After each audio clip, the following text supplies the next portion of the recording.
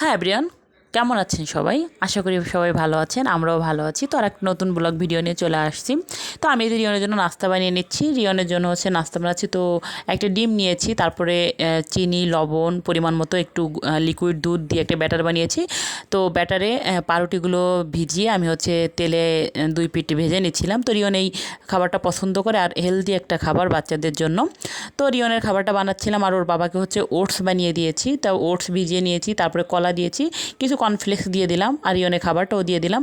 তো সকালে নাস্তা টাস্তা শেষ, ওর বাবা অফিসে চলে গিয়েছে। এখন আমি রান্না করে নিচ্ছিলাম। তো রান্না করব শুটকি রান্না করব, আর মানে কাতল মাছ দিয়ে রান্না করব ধুন্দুল দিয়ে, আলু দিয়ে। তো শুটকি ভুনা করব। তো আমি প্রথমে মাছগুলো ভেজে নিলাম ফ্রাই প্যানে, আর এখন শুটকিটা রান্না করব। তো একটু জিরে ফোড়ন দিয়ে দিলাম বেশি করে রসুন, আর পেঁয়াজ। রসুনগুলো আস্তে আস্তেই আছে, আর পেঁয়াজ কুচি দিয়ে দিলাম, দিয়ে ভালো করে একটু ভেজে নিচ্ছিলাম। তো কিছুটা টাইম ভাজার পরে আমি এখানে লবণ আর হলুদ দিয়ে দিলাম শুটকিগুলো। এখানে লইটা শুটকি ছিল, গরম জলে ভিজিয়ে ভালো করে আমি ধুয়ে নিয়েছি। তো শুটকিটা দিয়ে কিছুটা সময় ভেজে নিলাম। ভেজে নেওয়ার পরে আমি এখানে টমেটো দিয়ে দিলাম জিরা, তারপরে মরিচ বাটা। তো দিয়ে এখন আমি ভালো করে কষিয়ে নেব, একটু জল দিয়ে দিলাম যাতে পোড়া না লেগে যায়। তো অনেক দিনই সবারই মোটামুটি শরীরটা ভালো নেই, ওয়েদারটাই কেমন যেন, সবারই মোটামুটি ঠান্ডা ঠান্ডা প্রবলেম। তো ভাবলাম কি আজকে একটু শুটকি রান্না করে নিই। শুটকিতে কিন্তু অনেক সময় রুচি ফেরে। একটা সময় অবশ্যই শুটকিটা খেতাম না, কিন্তু এখন কিন্তু যখন কোনো কিছু খেতে ইচ্ছে করে না, শুটকিটা ভালোই লাগে। আর অনেকদিন শুটকিটা রান্নাও করা হয় না, কারণ শুটকিটা রান্না করতে একটু ঝামেলা, ঝামেলা বলতে অনেক পেঁয়াজ রসুন একটু বেশি করে গোছাতে হয়, তারপরে শুটকিগুলো গরম জলে ধুতে হয়। তো সব কিছু মিলে একটু প্যারা। তো আজকে একটু সময় আছে, ভাবলাম শুটকিটাই করি। আর যেহেতু ভালো লাগছে, যেহেতু শরীরটা খারাপ থাকলে আসলে তখন কোনো কিছুই ভালো লাগে না, তো একটু ভালো লাগছে তাই ভাবলাম যে শুটকিটাই রান্না করি।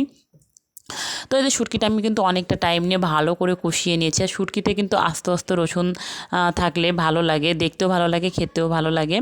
আর শুটকিটা এইভাবে রান্না করলে ভালো লাগে।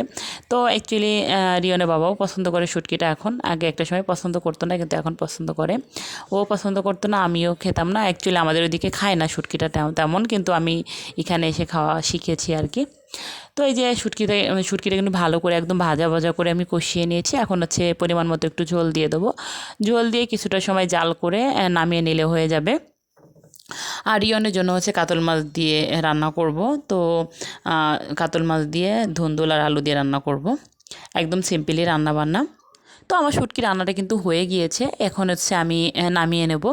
তো শুটকি রান্না করে তারপরে আমি এই যে ধুন্দুল আর আলুর তরকারিটা বসিয়ে দিচ্ছিলাম। তো একদম কড়াইটা তেতে গিয়েছে, একদম গরম হয়ে গিয়েছিল। প্রথমে জিরাটা দিচ্ছি, পড়েই গিয়েছে, এরকম একটা অবস্থা। তো কারেন্টে যেহেতু রান্না করতেছি, তো দেখা যায় এখানে তো একটুতে গরম হয়ে যায় বেশি, এই আর কি। তো গ্যাস থাকে না বললেই চলে, তো কারেন্টেই রান্নাবান্না করতে হচ্ছে, কোনো উপায় নেই। একদম সিম্পলভাবে মাছের তরকারিটা রান্না করলাম রিয়নের কথা মনে রেখে, কারণ রিয়ন যেহেতু শুটকিটা খাবে না, আমরা শুটকিটাই খাবো আর তরকারিটাও খাবো, কিন্তু রিয়নের কথা মাথায় রেখে রান্নাটা করা।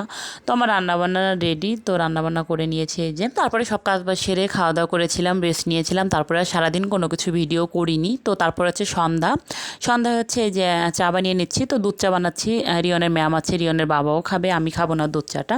আমি অ্যাকচুয়ালি সবসময়ের জন্য দুধ চাটা অ্যাভয়েড করার চেষ্টা করি, মাঝে মাঝে খাই, কিন্তু সবসময় খাই না আর কি। তো আজকে ভিডিওটা এই পর্যন্ত। যদি ভিডিওটা ভালো লাগে লাইক করবেন, কমেন্ট করবেন, আর প্লিজ ভিডিওটা শেয়ার করে পাশে থাকবেন। ফেসবুক থেকে দেখলে ফলো দিবেন, ইউটিউব থেকে দেখলে সাবস্ক্রাইব করে চ্যানেলের সাথেই থাকবেন।